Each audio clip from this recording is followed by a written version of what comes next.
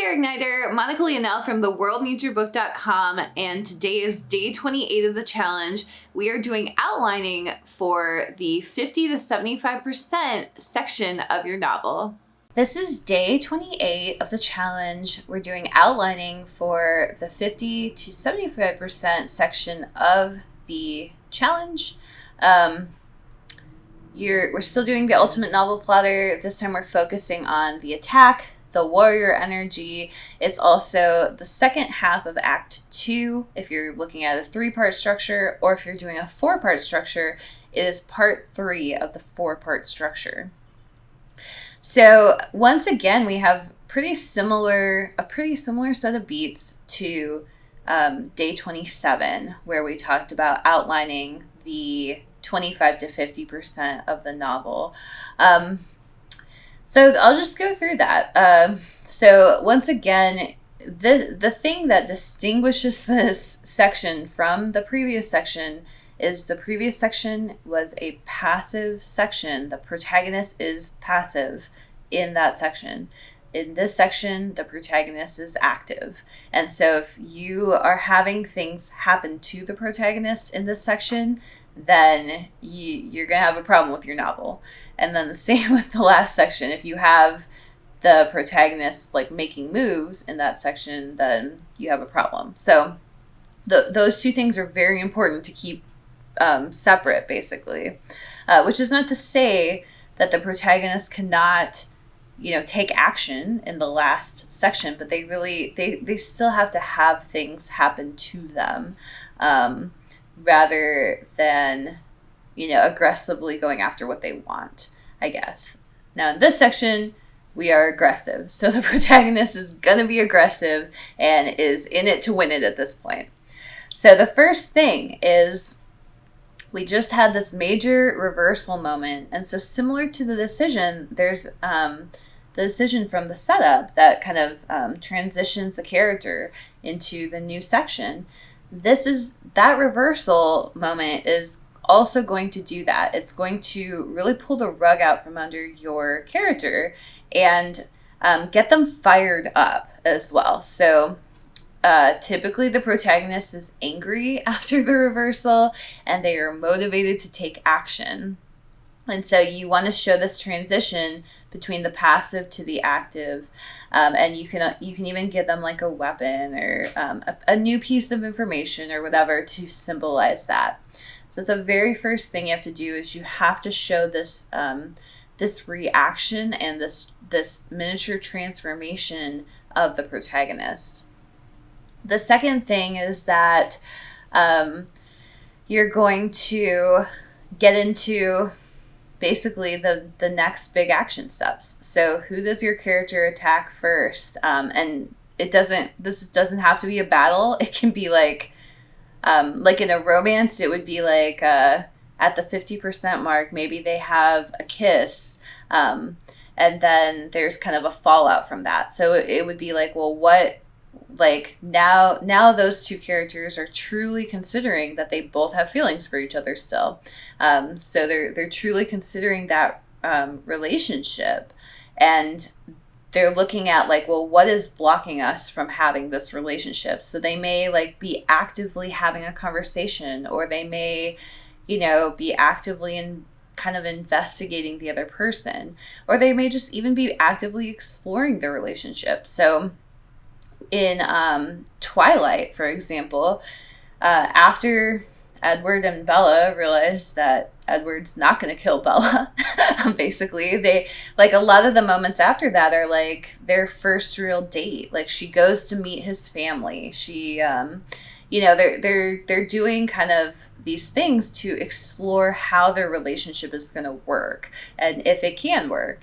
I think he also spends the night in her room, and they spend a lot of time talking, and so there's a lot of there's just a lot of exploration there of their romantic relationship, and that's pretty typical in a romance. So you're typically going to see the characters exploring the possibilities there once that 50% mark is broken, and kind of realizing that they have feelings for each other. Once that is sorted, the next thing is to explore the relationship. In a thriller or like a sci-fi or fantasy, this is an actual battle. That reversal moment, they actually battled somebody. And so their guess like their charge up period, the period after that is actually going to be, a bit more like physical. Like they're going to actually go like attack somebody, or they're going to come up with a plan. So in the Hunger Games, Katniss is mad at the tributes, that the career tributes who had attacked her and were trying to kill her. Like they had been hunting her directly. So she decides that she's got to attack back. And Katniss has also gained a supporter. She has an ally now, so she's able, they're able to come up with a real plan. So Katniss also has accumulated, and she got like her bow and arrow. So she's accumulated enough resources that she can actually pull off an attack on them. And so she does that basically. What else? So you're going to have, again, this is kind of like, so this beat, the second beat here, what are the big action steps the character takes? Who does he or she attack first? This is kind of a murky middle type of thing again. So you could do a lot of things here. So again, go back to your false beliefs, because that is going to be a roadmap to kind of help steer you in this section, to not go off the rails at this part of the book. So yeah, it's a good, if you're doing a more like, so even though Katniss is doing she's attacking, and carrying out this attack plan, she also gets hurt during that. And then she also loses, a ally during that. So, and that kind of re-triggers her fatal flaw. Specifically, so again, this is a major spoiler for that book or for that movie if you haven't seen it. But basically what happens is she has an ally in this character named Rue. Rue is a 12-year-old girl who is very similar in both age and in nature. Like just this very innocent girl who is very similar to Katniss's sister, Primrose, who is the one that Katniss is even at the games for. Like she sacrificed herself to protect her sister. And she's Katniss takes this liking to Rue, and she really like wants to protect Rue, and she's not able to, and Rue ends up dying during this attack, and Katniss feels responsible for it, and it just completely re-triggers that hopelessness that Katniss feels for the children, for the innocent ones, the children. And like I've said this in other days, Katniss doesn't want to have her own children because she just doesn't believe this is a world worth fighting for in many ways. And so just really this whole event is very specific. And that's what I mean by not going off the rails. So there could have been a lot of things in this section, but Suzanne Collins comes from screenwriting. And so she has a background in television and movies, and she wrote the book like a movie, basically. She really understood this concept of fatal flaws. So this is a very emotional moment when Rue dies, because it traces directly back to that fatal flaw that Katniss has. And if it hadn't done that, it wouldn't be emotional. That's the bottom line. The other thing is Katniss kills somebody during that sequence, and kills them pretty much in cold blood. Like, and yes, they attacked. She kills the person who killed Rue. So she kills him like very immediately. She has no remorse for it. And that also strikes at her core values. That kind of reminds the readers of like, she set out to do these games, and it was a question for her whether she was going to kill anyone or not. But, she ends up killing that guy, that child. who's also, and to be clear, like everybody in these games are children under the age of 18. So she ends up killing him, and it's like a very, there are so many layers to this moment that are all the reason it has such emotional resonance. It's not because Rue dies, it's because of what Rue meant to Katniss, and to see that taken away.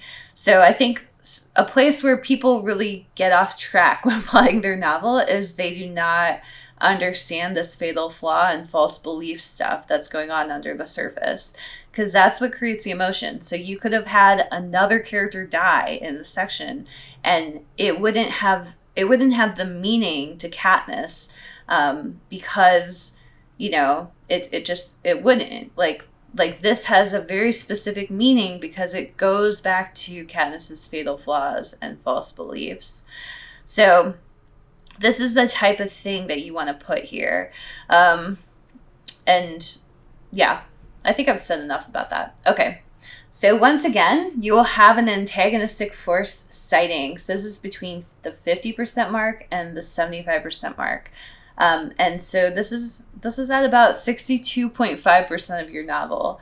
And you can track this. And if you have a Kindle, go to the Hunger Games book at 62.5%. I promise you'll find this beat, because that's how exact these some of these major bestsellers are, truthfully. So like the Hunger Games is one of them.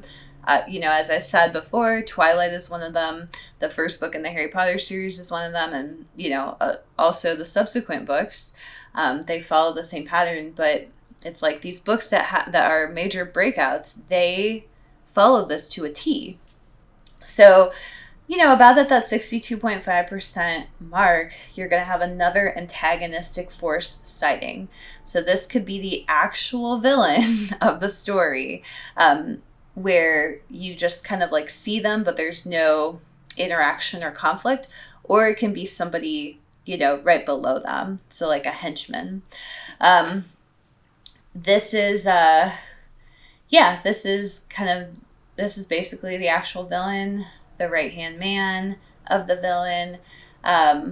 If it is the actual villain, then typically the villain and hero, they can't actually fight yet. And that's a big thing. You see this in like shows like The Flash or Arrow, the ones that are based off of comic book characters. You will see this beat like almost every single time, where they're like right there and they see each other, and the villain like runs away. So the villain does not enter a conflict with like The Flash, for example. And I promise you, watch any episode of it, you'll see it, because it's just such a part of that, those beats. But so basically it's the same here. You don't want your character to fight the villain, because you don't want them to have the finale before the finale, basically. So that's why it's typically either like a no conflict sighting, or it's it's like a right-hand man, but still there's like a no conflict, like it's not no conflict, but it's like a draw, basically. So whatever the battle is here, it's going to be a draw. All right, so that's going to be important, and this is another one of those tentpole moments or anchors for this section.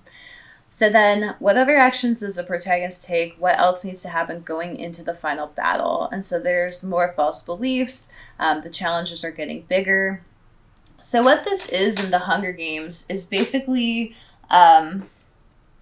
it's basically that Katniss, this antagonistic force sighting, I haven't looked this up in a while. I think it's that Katniss is alone again. She's unallied. Rue is dead. She's kind of like wandering through the woods again, feeling a bit lost.